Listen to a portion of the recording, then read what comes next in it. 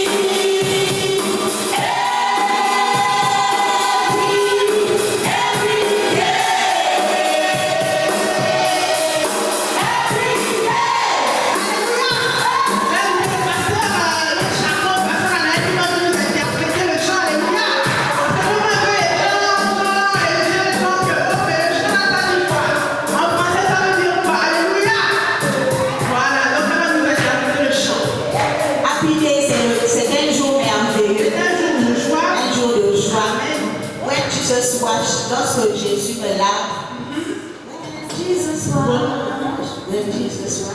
il ôte mes péchés. He washed my sins away. Il ôte mes péchés. To fight, to pray, Nous nous réjouissons dans la prière, dans le feu de la prière. Amen. Fire and pray. And we rejoice every day. Tous les jours, nous nous réjouissons tous les jours dans le feu de la prière. Oh, happy day. Oh, happy day. Oh, happy day. Oh, happy day. When Jesus was. When Jesus walked. Jesus was. When Jesus walked. Jesus way. Oh, happy day. Oh, happy day. Oh, happy day.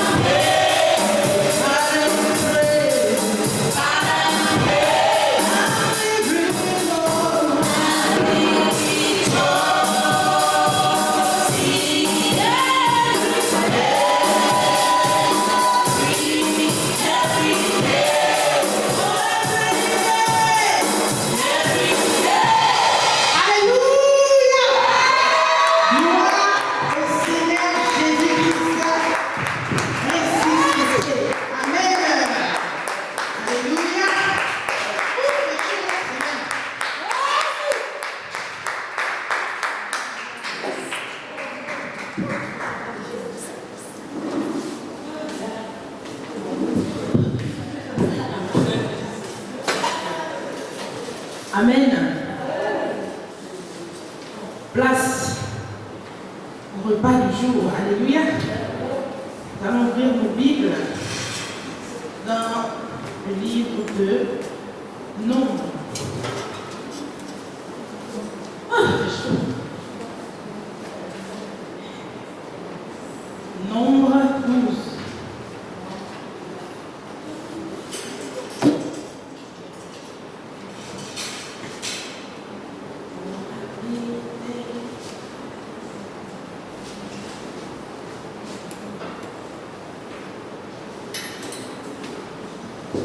Vous y êtes?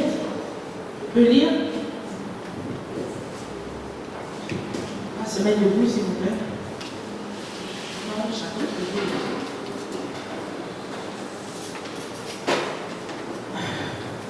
Marie et Aaron s'opposent à Moïse. Amen. Marie et Aaron parlèrent contre Moïse au sujet de la femme éthiopienne qu'il avait prise, car il avait pris une femme éthiopienne. Ils dirent: est-ce seulement par Moïse que l'Éternel parle? N'est-ce pas aussi par nous qu'il a parlé? N'est-ce pas aussi par nous qu'il parle, tant pour moi? Et l'Éternel l'entendit. Or, Moïse était un homme fort patient, plus qu'aucun homme sur la face de la terre. Soudain, l'Éternel dit à Moïse, à Aaron et à Marie: allez, vous trois à la tente d'assignation. Et ils y allèrent tous les trois. L'Éternel descendit dans la colonne de nuée et il se tint à l'entrée de la tente. Il appela Aaron et Marie qui s'avancèrent tous les deux et il dit: écoutez bien mes paroles. Lorsqu'il y aura parmi vous un prophète, c'est dans une vision que moi, l'Éternel, je me révélerai à lui. C'est dans un songe que je lui parlerai. Il n'en est pas ainsi de mon serviteur Moïse. Il est fidèle dans toute ma maison. Je lui parle bouche à bouche. Je me révèle à lui sans énigme. Et il voit une représentation de l'Éternel. Pourquoi donc n'avez-vous pas craint de parler contre mon serviteur, contre Moïse? La colère de l'Éternel s'enflamma contre eux et il s'en alla. La nuée se retira de dessus la tente, et voici Marie était frappée d'une lèpre blanche comme la neige. Aaron se tourna vers Marie et voici elle avait la lèpre. Alors Aaron dit à Moïse: de grâce, mon Seigneur, ne nous fais pas porter la peine du péché que nous avons commis en insensé et dont nous nous sommes rendus coupables. Oh, qu'elle ne soit pas comme l'enfant mort-né dont la chair est à moitié consumée quand il sort du sein de sa mère.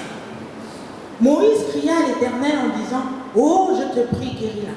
Et l'Éternel dit à Moïse: si son père lui avait craché au visage, ne serait-elle pas pendant 7 jours un objet de honte?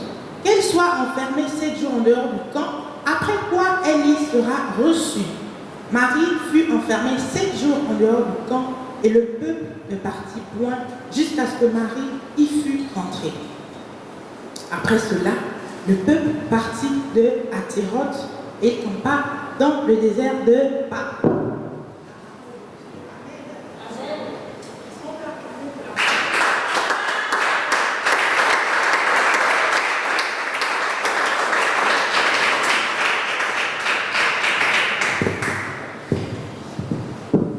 Amen.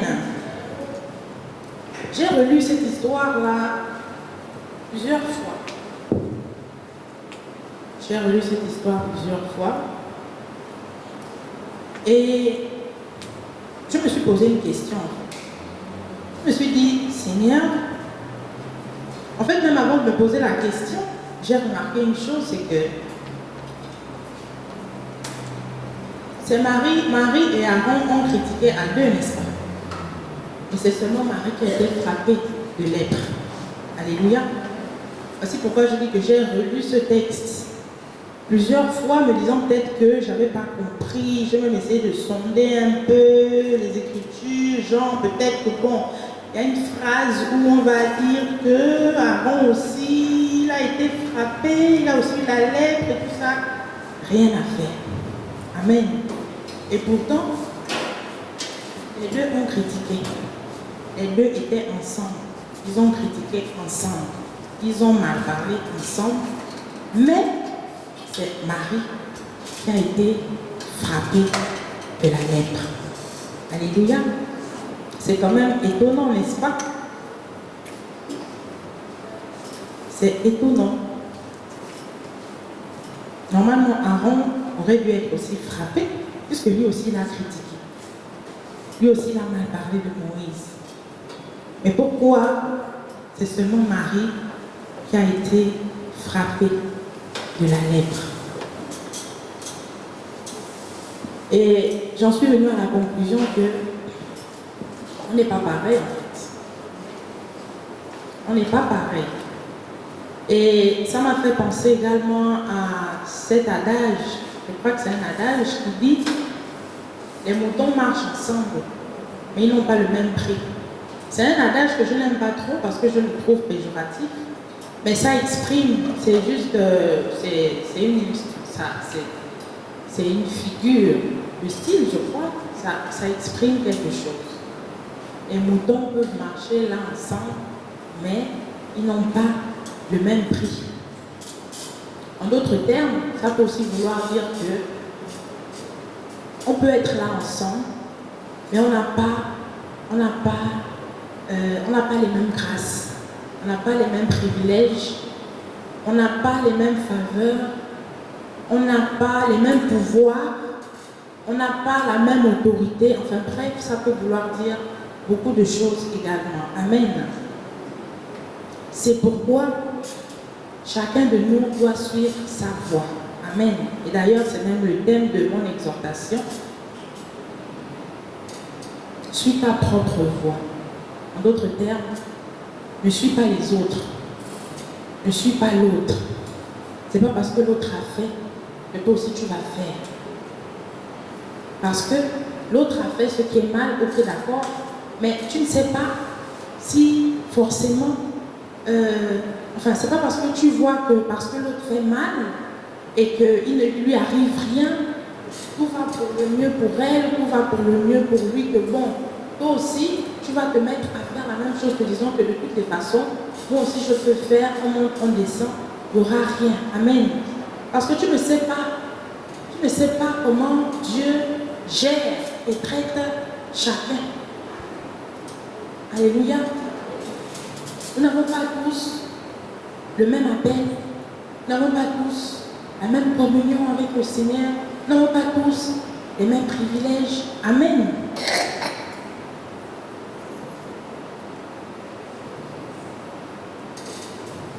J'ai pensé à une histoire vraie, hein, une histoire vraie. C'est l'histoire d'un homme, un monsieur, dont la fille avait fait un accident de circulation. Amen. Et évidemment, il y a eu des rassemblements autour de la petite et tout ça.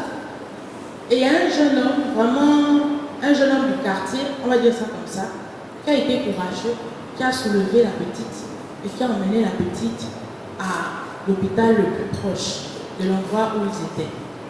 Arrivés là-bas, je ne sais pas comment ils ont fait pour trouver le numéro du papa, je ne sais pas, peut-être que là-bas aussi, il y avait parmi les gens qui étaient rassemblés autour, là, il y avait des personnes qui connaissaient directement la fille. Je ne sais pas, mais en tout cas, arrivé à l'hôpital là-bas, ils ont appelé le papa. Que, oh, voilà, l'enfant a eu un accident, elle est à l'hôpital. Donc, le papa arrive, dada, panique, oh, c'est comment? Quand il arrive et tout, bon, il voit le médecin lui dit non, mais vraiment, ça aurait pu être grave, mais Dieu merci, on l'a emmené à temps. Évidemment, il demande qui l'a emmené, ça s'est passé où, quand, etc., etc. Et on lui dit non, c'est le petit là, le petit du quartier là et tout. Il a soulevé l'enfant et tout, il a emmené l'enfant. Le papa a remercié. Imaginez un peu, vous arrivez à l'hôpital, le docteur vous dit que, ah, vraiment, heureusement que l'enfant est venu à temps, sinon elle aurait pu passer. Donc il a remercié le jeune homme. Ah, vraiment, merci, merci mon petit, merci, merci, merci, merci, tout ça. Gloire à Dieu. Et quelques semaines plus tard, le petit en question, le jeune garçon là, se met maintenant à voler, à vouloir voler ou aller cambrioler dans la maison du papa là. Mais ne sachant pas que c'est le papa de la fille. Il ne savait pas. Sûrement la dèche, la galère, petit garçon du quartier là et tout. Bon, voilà, il s'est dit, bon, moi je vais aller là-bas et tout, je vais peut-être trouver quelque chose que je vais aller vendre, revendre. Et voilà, j'aurai peut-être de l'argent de poche pendant combien de temps, je ne sais pas trop, enfin bref. Et voilà, il arrive dans la maison et tout. Nez à nez maintenant avec le monsieur. Le fusil, comme ça. Et le papa a reconnu le jeune garçon. Mais il n'a pas parlé avec lui, genre que, oh, c'est pas toi qui a sauvé ma fille, non. Il a reconnu le jeune garçon et il a laissé partir. Il a appelé le gardien. Bon, évidemment, le gardien aussi est étonné que, oh, patron, voleur. Il laisse partir. Le petit est parti avec la fièvre parce qu'il a vu le calibre 12. C'est sûr que quand il est sorti, il a rendu grâce au oh Seigneur Jésus. Vraiment. Qu'est-ce qui s'est passé? Tu as vraiment touché vraiment l'homme là. Entre-temps, en fait, le monsieur, il s'est souvenu en fait que c'est grâce au petit là quand même que sa fille a été sauvée. En quelque sorte, pour l'avoir emmené à l'hôpital à temps, il l'a laissé partir. Donc quand le jeune retourne dans le quartier, chez lui et tout, il partage ça à ses amis parce que ça l'a traumatisé que, oh les gars, j'ai voulu aller prendre quelque chose là-bas, voler et tout, cambrioler. Le propriétaire m'a croisé nez à nez avec le fusil, les gars.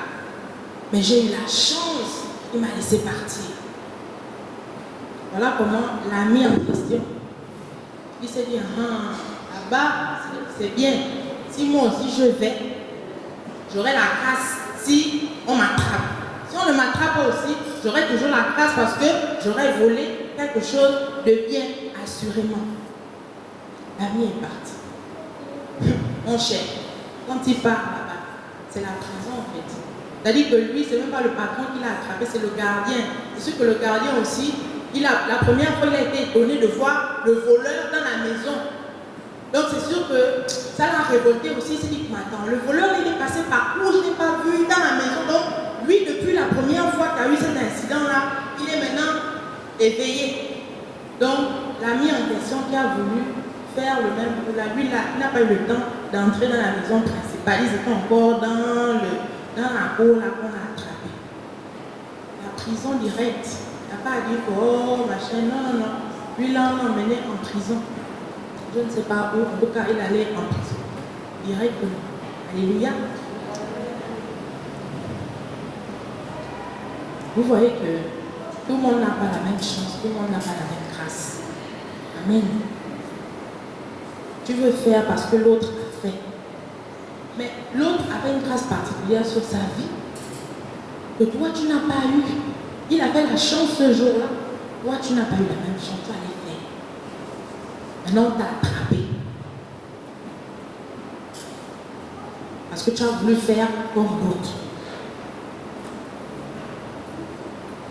Amen. Ou bien dans la vie de tous les jours, là, et tout ça, comme on est parfois, je ne sais pas, tu es peut-être la bonne petite du pasteur, la bonne petite de la prophétesse, ou bien le bon petit du pasteur, ou bien le bon petit de la prophétesse, ou bien la bonne petite du directeur général, là où tu travailles et tout, ça s'entend bien, ça parle bien et tout, ça mange même les gâteaux ensemble et tout. Tu es un peu au parfum de tout, tu sais vraiment, en fait c'est ton combi, c'est ta côté, tu sais. Tu es sa petite de confiance. Tu sais, tu connais un peu ce qu'il fait et tout ça. Et même ce qui fait de mal, et surtout ce qui fait de mal et tout, tu sais, tu es au courant. Parfois tu manges même, tu bénéficies de ça parce que bon, tu es sa bonne petite, tu es son bon petit et tout. Maintenant toi, je ne sais pas ce qui te pique un jour, tu veux aussi faire maintenant comme ton chef, comme ton patron, comme la prophétesse ou bien comme le pasteur. Voilà comment quand tu veux aussi aller faire, on va t'attraper. Parce que vous pouvez être ensemble là, vous marchez ensemble, vous parlez ensemble, vous mangez les gâteaux ensemble, comme à l'époque Saint-Georges là, après les coups, on descend sur mon pavé là, nous tous là, gâteaux, les cailles. Tout le monde dans le même bateau, et pasteur, prophète, tout le monde allait, on mange. Donc toi aussi, tu as voulu faire comme le chef, comme le patron. Sauf que toi, tu ne sais pas que, avant de faire ce qu'il fait là, tu ne sais pas comment il s'y prend. Même si ce qu'il fait est mal, même si malgré le fait que ça soit mal, on ne l'a jamais attrapé, ou ça réussit toujours. Mais tu ne sais pas si, peut-être, avant de faire ce qu'il fait là, lui il va d'abord toucher un peu la feuille. Ou bien peut-être qu'il va d'abord faire ses petites incantations. Ou bien il va d'abord mettre la feuille sur la langue. Pour que lorsqu'il part parler là-bas, les gens voient que le feu. Ou bien je ne sais pas trop ce qu'il va d'abord faire. Il est là face à la personne et tout. L'enveloppe d'argent est là. Devant la personne, il prend l'enveloppe. Il part avec l'enveloppe. C'est-à-dire que les yeux ouverts. Et tu ne sais pas, tu ne sais pas. Tu ne sais pas ce que la personne fait. Tu ne sais pas ce qu'il frotte. Ou le parfum qu'il est d'abord allé mettre pour faire ce que tu sais qu'il fait. Il réussit. Maintenant, toi, tu te dis que, oh non, comme tu es la bonne petite. Ou comme tu es le bon petit et tout machin. Moi aussi, je vais aller faire. Voilà comment quand tu vas faire, on t'attrape. Non seulement on t'attrape, mais ton combi, directeur ou chef de je ne sais trop quoi là, impuissant, il ne peut même pas t'aider. Tu te retrouves maintenant dans les problèmes. Parce que tu as voulu faire comme l'autre. Alors que tu ne sais pas comment l'autre procède. Alléluia. Même si c'est mal ce qu'il fait, mais ça réussit quand même. Donc toi aussi, comme tu vois que ça a réussi là, tu voulais aussi aller faire. Voilà comment t'as attrapé. Parce que tu as voulu suivre. Tu as voulu faire comme l'autre. Ça me rappelle aussi l'histoire du vieux et du jeune prophète dont j'aime bien parler. Le jeune prophète, on l'envoyait, Dieu l'envoyait, vas-y, fais comme ci, fais comme ça et tout. Quand tu finis, ne reviens pas par le chemin par lequel tu es arrivé et tout. Ne va chez personne manger ou boire ou quoi que ce soit et tout et tout. Ok, d'accord, Seigneur, d'accord. Il est allé, il a accompli sa mission. Sa mission a été accomplie, a été un succès. Maintenant, sur le chemin du retour, il tombe sur le vieux prophète. Quand on vient d'abord, Dieu m'a dit et tout, machin et tout. Le jeune dit, ok, il a suivi. Quand il a suivi là, il est allé dans la maison du vieux prophète. Ils ont mangé, ils ont bu. Et le plus étonnant dans l'histoire, c'est que la Bible dit que le vieux prophète a menti. La Bible dit. Ça, la Bible souligne bien mentir. Le vieux prophète a menti. Mais le plus étonnant, c'est que Dieu passe encore par la bouche du vieux prophète. C'est-à-dire que Dieu sait que le prophète vieux là a menti. Donc Dieu sait aussi que ce que le vieux prophète là a fait, c'est mal. Mais il passe encore par le vieux prophète pour annoncer aux jeunes que bon, comme tu n'as pas fait comme je t'ai dit de faire là, voilà comment tu vas mourir. Et les choses se sont passées exactement comme Dieu a annoncé par le canal du vieux prophète. Mais la Bible ne dit pas en fait que, voilà, Dieu a puni le vieux prophète, Dieu nanana. La Bible ne dit pas ça. Moi, c'est ce qui me choque en fait, parce que le vieux prophète aussi, il devait avoir sa part à dedans. Lui aurait peut-être dû le chuter aussi, le gifler ou le punir, je ne sais pas trop. Mais il n'y a rien eu de tout ça. C'est le jeune qui a écopé, qui a empathie et qui est mort par la suite.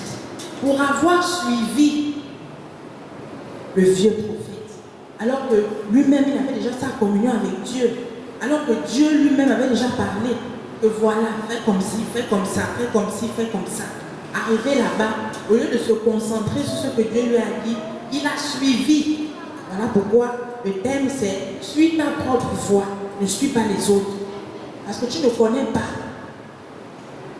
Et le vieux prophète il est là tranquille, hein.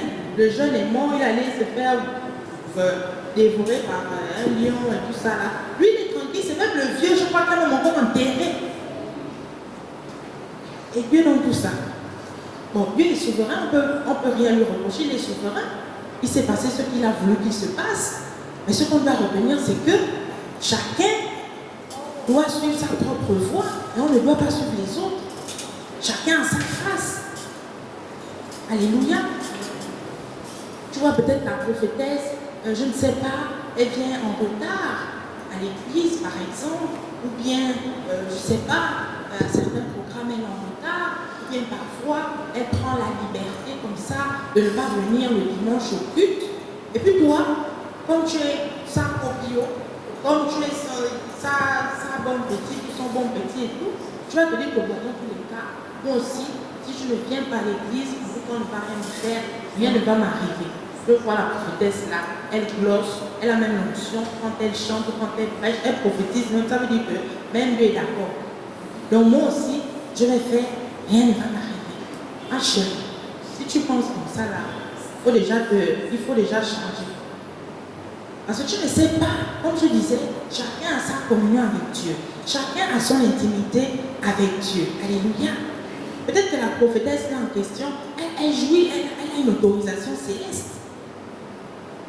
Ou peut-être que le pasteur, il a une autorisation pour se reposer un ou deux dimanches, ou bien une fois en passant. Peut-être qu'il a un certain pouvoir décisionnel que Dieu lui a conféré, souverainement, et qui fait qu'il peut décider comme ça, un matin, de ne pas venir au culte, même si sa présence est plus qu'indispensable et nécessaire. Il peut décider, parce que Dieu lui a donné ce pouvoir-là, et voilà. Tiens, fais, gère les choses comme bon te semble. Qui peut décider comme ça de ne pas venir. Peut-être que le pasteur joue d'une immunité spirituelle qui fait que, bon, il peut se permettre certaines choses dont Dieu est conscient parce que lui ayant octroyé ces choses-là ou ce pouvoir-là ou cette autorité-là, je ne sais pas trop. Donc Dieu lui-même il sait. Maintenant toi, tu veux copier parce que tu vois l'autre faire, tu veux copier. Parfois Dieu ne te connaît même pas. Et c'est quand tu vas copier là même que c'est toi-même que Dieu va même gifler. Parce que tu veux suivre les autres, tu ne veux pas suivre ta propre voie, tu veux copier. Et ce qui est bizarre dans tout ça, c'est qu'on aime aussi, on aime beaucoup copier ce qui est mal. On copie difficilement ce qui est bien. C'est toujours ce qui est mal qu'on aime copier. On chope vite, comme Marie et Aaron. Tu vois l'autre venir en retard tous les dimanches, comme c'est ton copain, ou comme c'est ta copine, ou bien vous dormez ensemble dans la même maison, c'est ta grande soeur ou ton petit frère, je ne sais pas trop. Tu peux aussi faire. Et peut-être que Dieu, lui, il voit la situation autrement. Lui, il a sa grâce. Où Dieu ne va rien lui faire. En une période, par exemple. Mais toi, tu veux faire. Et c'est maintenant quand tu vas faire là, que Dieu va te frapper. Ou que Dieu va te fermer une porte. Ou que toi aussi, tu auras maintenant la lèvre spirituelle. Tu veux prier comme ça là, rien. Tu veux prier comme ça là, rien. Que la petite fumée là, la petite vapeur là. Alors que tu t'es vraiment embrassé. Quand tu pries, on sent que oui. Maintenant, tu n'arrives. Peut-être que tu commences un peu. Tu commences un peu. Parce que tu as déjà la lettre. Pour avoir fait ce que l'autre a fait. Alors que Dieu n'était même pas avec toi. Dieu est avec l'autre. Peut-être que Dieu attend aussi le moment opportun pour frapper l'autre. Il observe encore. Tu ne sais rien. Tu ne connais pas le deal qu'ils ont ensemble, tu ne connais pas la communion qu'ils ont ensemble, tu ne connais pas, tu ne connais rien en fait. Même dans la vie, tu ne connais pas. Ce n'est pas parce que tu vois l'autre faire que toi aussi tu vas faire. Non. Parce qu'on ne sait jamais. Là où l'autre a réussi, dans le mal, là, toi quand tu vas faire, ça va t'attraper. Tout comme ça peut aussi ne pas t'attraper, hein. Ça peut aussi marcher. Et vous voyez bien que Aaron et Marie étaient ensemble. Quand ils ont critiqué, ils étaient ensemble. Et la lèpre a seulement attrapé qui? Marie.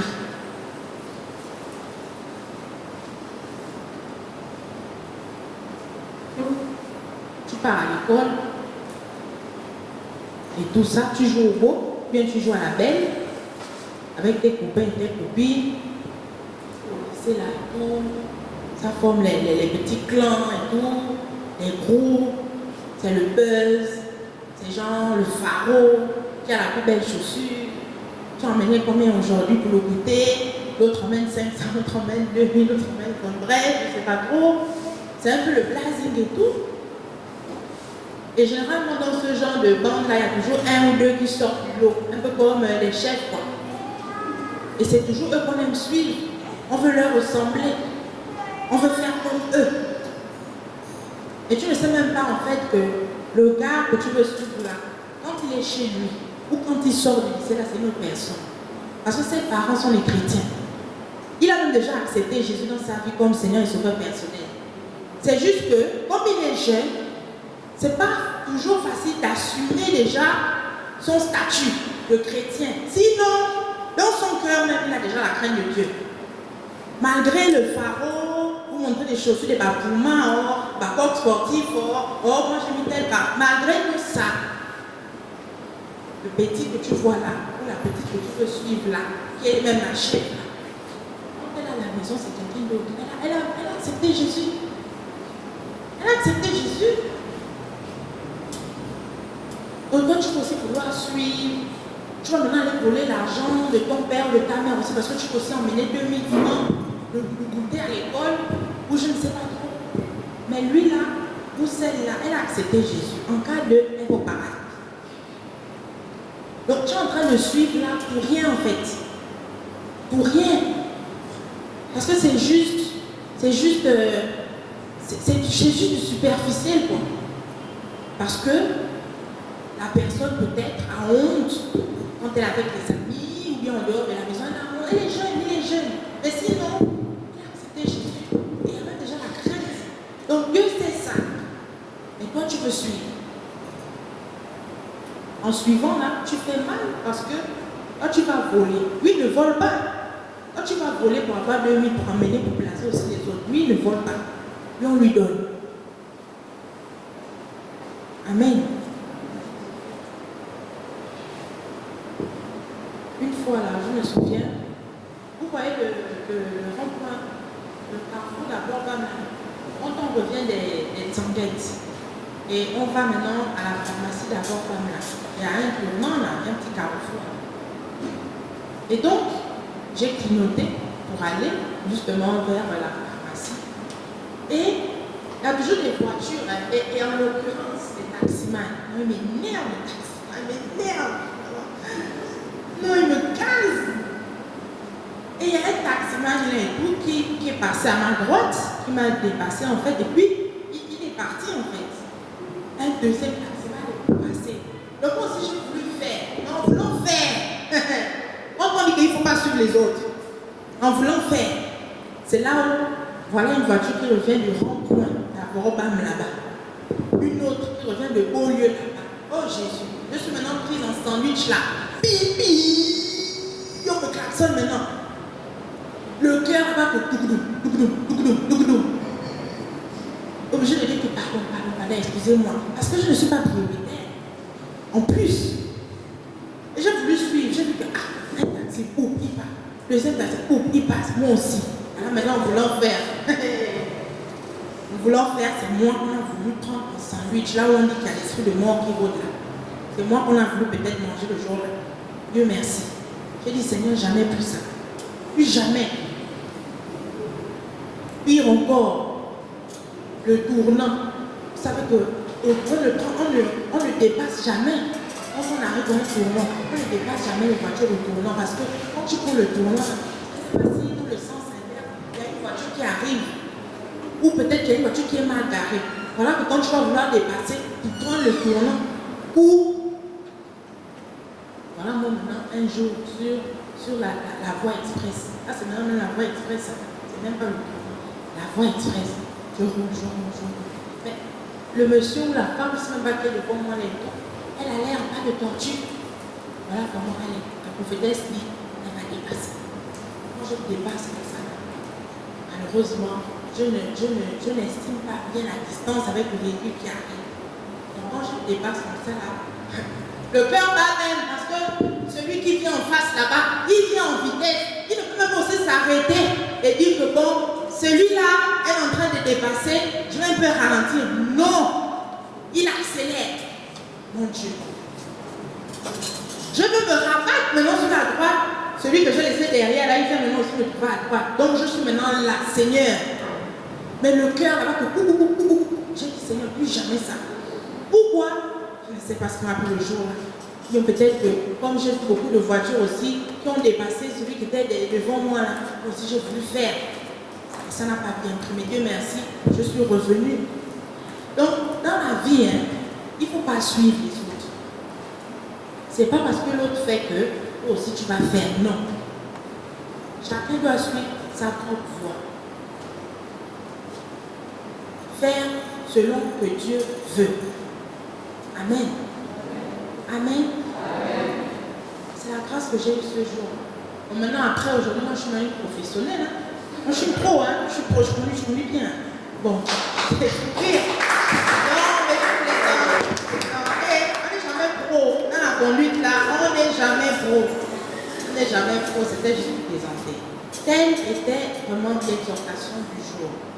Nous ne devons pas faire comme les autres. Chacun doit suivre sa propre voie. Et nous devons surtout craindre Dieu. C'est important. C'est important de craindre Dieu. Parce que si Marie ou Aaron avaient craint le Seigneur, les murmures là n'auraient même pas eu lieu.